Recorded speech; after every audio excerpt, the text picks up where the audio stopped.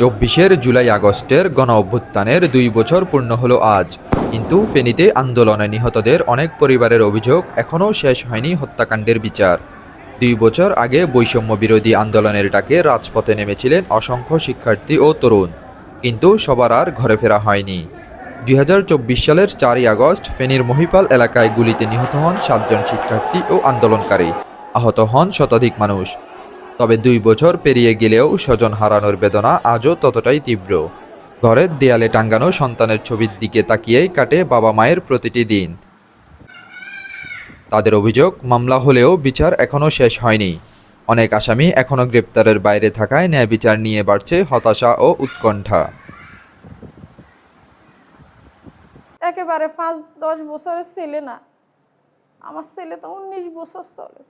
আপনাদেরও ছেলে আছে, ছেলে যখন না দেখি তখন আপনাদের কাছে আপনাদের সন্তানগুলো কিরকম লাগবে। মা হয়তো আর আমি সহ্য করতে আজকে ২ বছর, তারপর আল্লাহ আমাদেরকে অনেক ধৈর্য দিছে। ধৈর্য না দিলে এই পর্যন্ত আমরা দাঁড়াইতে পারতাম না। এটা আল্লাহরও একটা রহমত। আমাদের তো একটাই দাবি, আমাদের ছেলেদের যেন বিচারটা হয়। একটা মশার কামড় খেলে কিরকম যন্ত্রণা হয়, আর আমার ছেলে ৪টা গুলি বুলেট বুকের ভিতরে পড়ছে। বুলেট তো আমাদের বুকের ভিতরে পড়ছে, ছেলের তো বুকের ভিতরে পড়ে নাই। কেউ কি আমাদের মনের খবর বুঝবে না। বলি যেতে পারবো, কোনো লাভ হবে না। ২ বছর হয়ে গেছে, এখনো কোনো বিচার পাইতেছি না, চার্জশিট দিতেছে না। এখন কি চার্জশিট কি কার্যকর হবে কিনা আজও। অন্যদিকে আন্দোলনে আহত অনেকেই এখনও শারীরিক ও মানসিক ক্ষত বয়ে বেড়াচ্ছেন। কেউ স্বাভাবিক জীবনে ফিরতে পারেননি, কেউ হারিয়েছেন কর্মক্ষমতা। তাদের প্রশ্ন, যাদের রক্তের বিনিময়ে পরিবর্তনের সূচনা, সেই আত্মত্যাগের ন্যায় বিচার কবে মিলবে? আন্দোলনে অংশ নেওয়া শিক্ষার্থীরা বলছেন, শহীদদের আত্মত্যাগের প্রকৃত মূল্যায়ন হবে তখনই যখন হত্যাকাণ্ডে জড়িত প্রত্যেককে আইনের আওতায় এনে বিচার সম্পন্ন করা হবে। ২৪ জুলাইয়ের ৫ই আগস্ট ২ পায়ে গুলিবিদ্ধ হই টাং রোডে। আমি একটা মামলার বাদী, পাশাপাশি আমার মামলা অলরেডি চার্জশিট দেওয়া হয়েছে। কিন্তু যে আসামিগুলো মূল আসামি, যারা অস্ত্রধারী আসামি ছিল এবং মূল আসামি, সামনের সারির আসামিদেরকে এখনও গ্রেপ্তার করা হয় নাই। অভ্যুত্থানের পরবর্তীতে আমাদের যে কাঙ্ক্ষিত বাংলাদেশ, সেটি এখন পর্যন্ত অর্জিত হয়নি। আমরা এই অভ্যুত্থানের মাধ্যমে আমরা যেটি চেয়েছিলাম, একটি সাম্য, ন্যায় ও ইনসাফের এবং বৈষম্যহীন একটি বাংলাদেশ, যেখানে আমাদের এর পরবর্তীতে আমরা যে জুলাই সনদ এখন পর্যন্ত বাস্তবায়ন হয়নি। তো আমাদের যে টার্গেট, যে সেটি হচ্ছে যে আমরা যদি আমাদের বৈষম্যহীন এবং আমরা যদি কাঙ্ক্ষিত বাংলাদেশ পেতে চাই, সেক্ষেত্রে জুলাই সনদ বাস্তবায়ন করা অত্যাবশ্যক। আমরা যারা গণ অভ্যুত্থান করেছি, সংগ্রাম করেছি, যারা আহত হয়েছে এবং যারা এই পথে শহীদ হয়েছে, তাদের মূলত দাবি ছিল সঠিক ন্যায় বিচার। তারা সেই ন্যায় বিচারই পাচ্ছে না। এই ন্যায় বিচার না পাওয়ার কারণে আমরা আশাহত হচ্ছি যে আগামীতে আবারও ফ্যাসিবাদ বাংলাদেশে ফিরে আসবে এবং যে ফ্যাসিবাদ কায়েম হবে।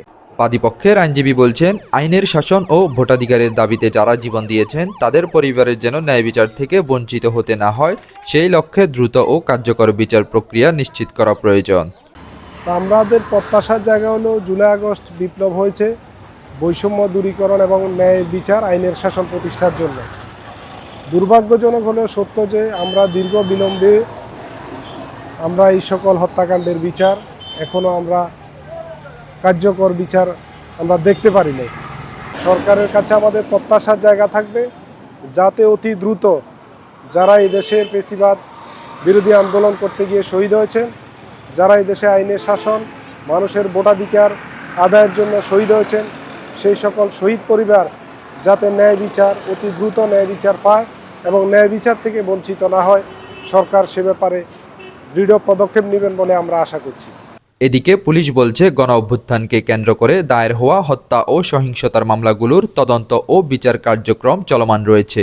তদন্তে প্রকৃত অপরাধীদের শনাক্ত করে অভিযোগপত্রে অন্তর্ভুক্ত করার কাজ অব্যাহত আছে বলে জানিয়েছে জেলা পুলিশ। ফেনীতে ৪ঠা আগস্টে এখানে ৭ জন তত্ত্বাজা প্রাণ গিয়েছিল এই জুলাই আন্দোলনে। সেই ঘটনায় এখানে ৭টা হত্যা মামলা হয়েছে এবং ১৫টা আহত মামলা ছিল। ৭টা হত্যা মামলার ভিতরে 3টা মামলাতে অলরেডি অভিযোগপত্র আদালতে জমা দেওয়া হয়েছে এবং বাকি মামলাগুলো অচিরেই সেগুলোও অভিযোগপত্র দেওয়া হবে এবং আহত মামলার ভিতরেও 7টা মামলাতে অভিযোগপত্র প্রদান করা হয়েছে এবং বাকিগুলোও আমাদের অচিরেই অভিযোগপত্র দেওয়া হবে এবং এই সব মামলাগুলোতে প্রায় 1200 মতো লোক গ্রেপ্তার করা হয়েছে।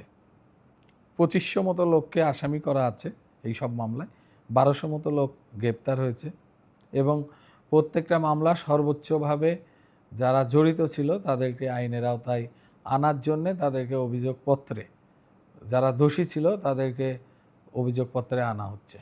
ফেনীর মহিপাল হত্যাকাণ্ডের ঘটনায় দায়ের হয়েছে 7টি হত্যা ও 15টি আহতের মামলা। এসব মামলায় প্রায় 2500 জনকে আসামি করা হয়েছে।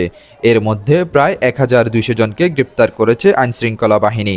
তবে নিহতদের স্বজন ও আহতদের প্রত্যাশা মামলা নয়, দ্রুত ও নিরপেক্ষ বিচার সম্পন্নের মধ্য দিয়ে শহীদদের আত্মত্যাগের প্রকৃত সম্মান নিশ্চিত হবে। নিউজ ডেস্ক, জনতার কণ্ঠ।